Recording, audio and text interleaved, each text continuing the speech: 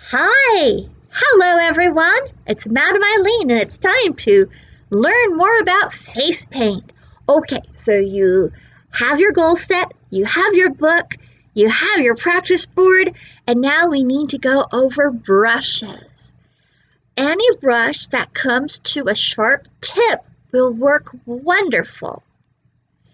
I'm going to show you close up some of the brushes that I use and tell you a bit about them. This is a brush that I got from Walmart. It's a cheap acrylic brush, but they actually work really good as long as they get a tip and stay tipped. Now, if you look really close, you can see that the fibers, the bristles on this brush are starting to separate from the main bristles. That's not good. When you do swirls, it's going to cause extra lines to appear that you don't want there. They look cool when you mean for them to be there.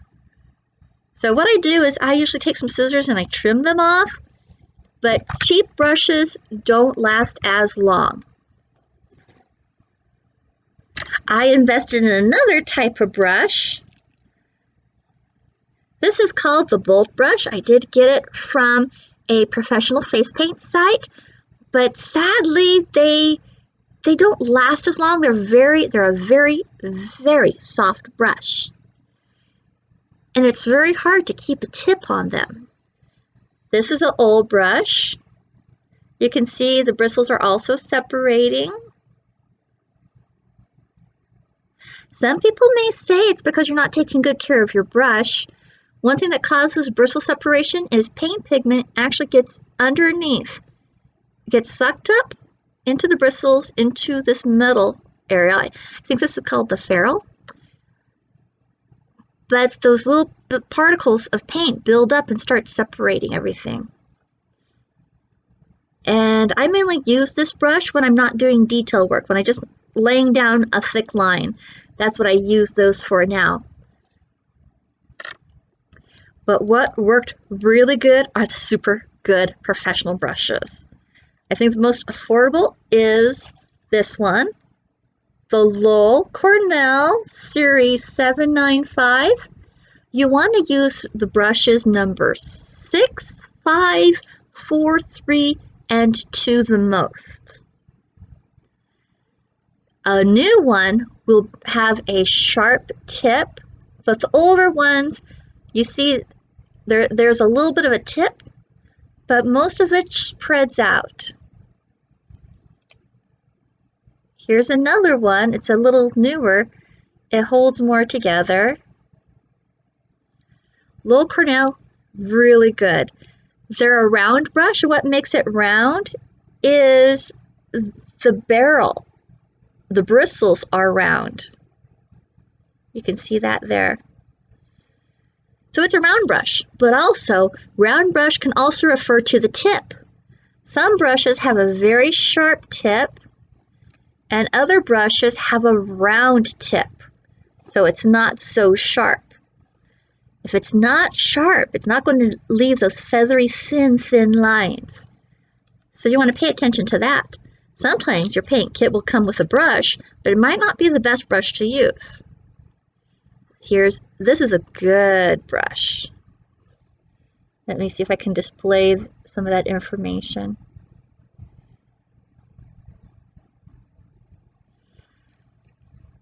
So I like Loew-Cornell. There's some other ones. I'll list them in the comments below.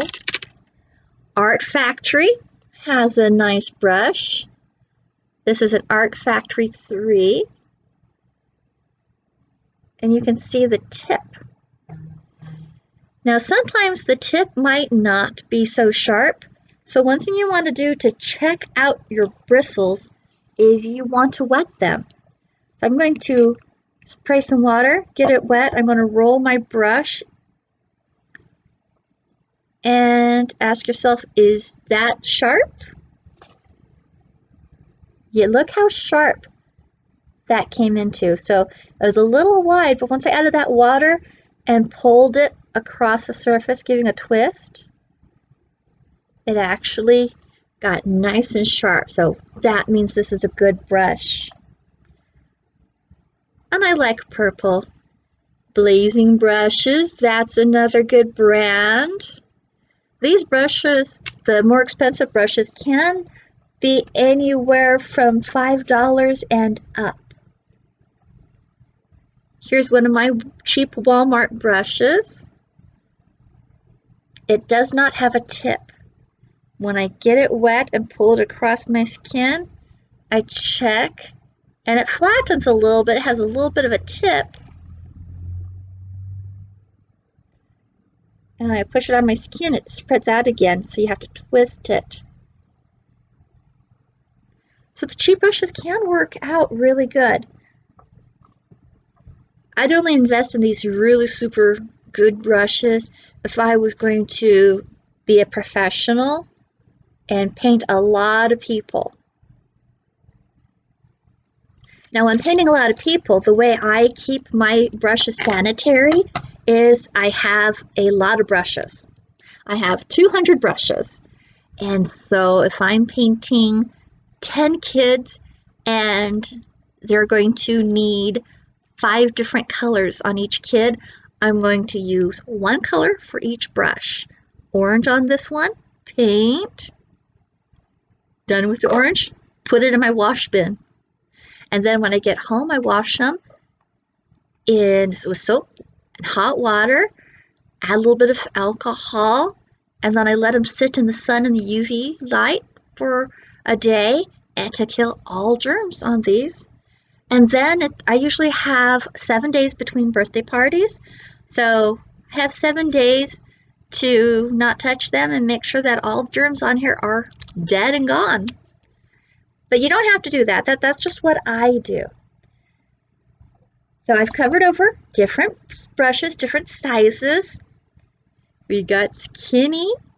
This is a 3. I got big.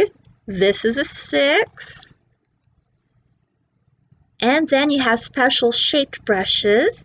But we're just doing a face paint video to get you started. So you really don't have to worry about, I'll go over a little bit. You got brushes that are angled. You have brushes that are flat, like this. So they both have a flat edge, but one is angled up slightly. You see? So you have angled, flat. Some are already shaped like a petal. Those make really fast flowers. There's even ones shaped like a mermaid tail. I use this one sometimes to make butterflies or mermaid tails. And then I got 0. This brush size is 0, and it's really, really, really tiny and fine. Now I'm going to get it wet. Pull it, and you can see how those bristles pull together in a sharp point. As long as those bristles pull together in a sharp point when you paint, then you can do wonderful line work with them. So go and get your brushes, and then tune back for next. We're going to learn a little bit about face paint and then how to put paint on the brushes. It's a little bit more than putting your brush in water and rubbing the brush across the face paint until the face paint becomes activated and sticks to the brush, and then you can paint with it. A little more involved, but we'll go into that in the next video. So happy brush hunting. I hope you find something you're happy with. Bye.